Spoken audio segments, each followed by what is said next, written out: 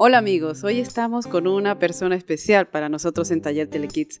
Él es Enrique Martínez Salanova Sánchez, profesor, como él le gusta ser presentado, pero además es un artista, es ilustrador y es una referencia en la educación en medios. Hola, Jackie. Me alegra muchísimo estar con vosotros. Sabéis que os sigo de hace tiempo y que os admiro además.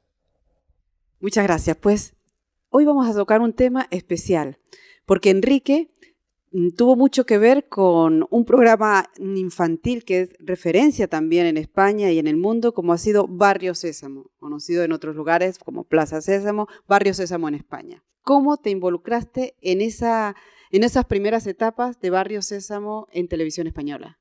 Pues yo había trabajado ya los motivos de Barrio Sésamo, los había trabajado con Sesame Street, pero desde el cine. Es decir, que yo había visto las primeras películas de Sesame Street no en televisión, sino las vi en Argentina en cine. Y además desde la Universidad de Luján en Argentina hicimos un trabajo de investigación, fundamentalmente lo dirigí yo, sobre ese proyecto, ese proceso tan interesante que fue.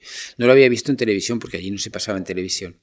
Cuando vine a España, en el ICE de la Politécnica, es donde yo estaba, pues mi jefe le encargó Televisión Española que conectara con alguna persona que asesorara o que trabajara en el mundo del Barrio Sésamo, tal como estaba ya en España. ¿Cómo recuerdas tú esa elaboración de lo que se conoce como la Biblia o el marco de cómo se tenía que desarrollar ese programa, ese documento que serviría de base para todos los guionistas de Barrio Sésamo?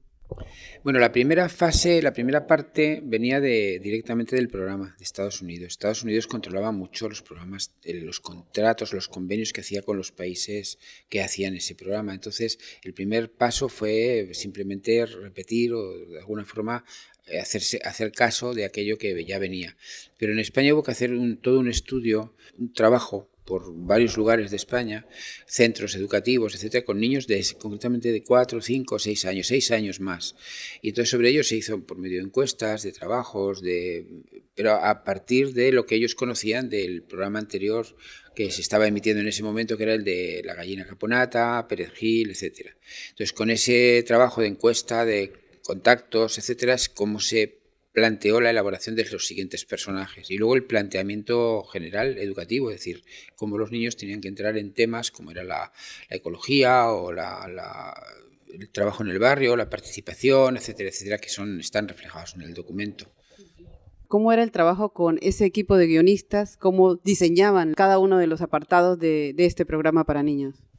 No se hacía, en general el guión no se hacía en equipo. En equipo se daban las direcciones y se daban las metas, submetas, planteamientos generales. Es decir, se encargaba concretamente un segmento determinado, se le daba al guionista unas instrucciones y el guionista hacía su propio guión. Los guionistas eran gente de mucha cualificación en la literatura española del momento, en el cine y guión del momento, es decir, que eran gente muy, muy capacitada y buscada con gente muy profesional. Otra cosa es que algunos pues tenían que adecuarse a las características del programa porque no habían trabajado, la inmensa mayoría de ellos, en programas educativos nunca. Entonces ahí se les daban instrucciones, ellos las planteaban, yo también era guionista, hacíamos los guiones y luego el equipo los aceptaba o no. A mí también me rechazaban algún guión. Cuéntanos de qué año estamos hablando y también los objetivos de este programa como tú lo recuerdas. Fue hace unos 36 ¿Pero años 80?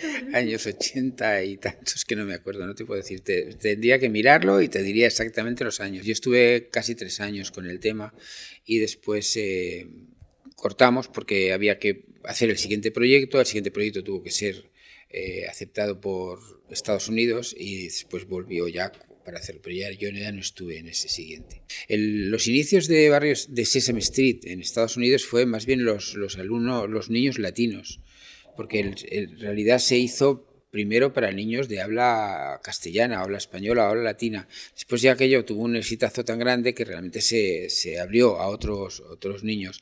Pero realmente lo primero fue un poco el hacer que niños que venían de fuera de Estados Unidos tuvieran posibilidad de adecuarse, aceptar o de plantearse la vida en los mundos norteamericanos. ¿Qué elementos, a tu juicio, forman parte importante de un programa infantil? Educativo. Es decir, para que un programa infantil se considere educativo tiene que tener primero un elemento importantísimo, que es intencionalidad educadora. O sea, que se quiera hacer. Entonces, para eso requiere un esfuerzo, requiere tener unos planteamientos, requiere saber a qué personas va dedicado, porque no es lo mismo niños que adolescentes, que jóvenes, que mayores. Requiere un planteamiento de objetivos, de contenidos, unos métodos a tratar, requiere una planificación que cualquier elemento educativo tiene que tener. Es decir, un saber qué se quiere y saber cómo se quiere lograr. Fundamentalmente es eso. Entonces eso requiere un equipo de trabajo y requiere también un esfuerzo grande.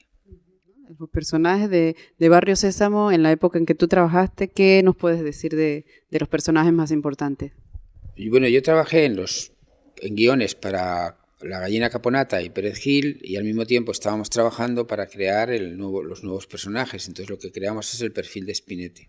En este caso siempre eran niños de 6 años, los personajes principales. En este caso Spinette y la misma Caponata era una niña de 6 años, Spinette un niño de 6 años.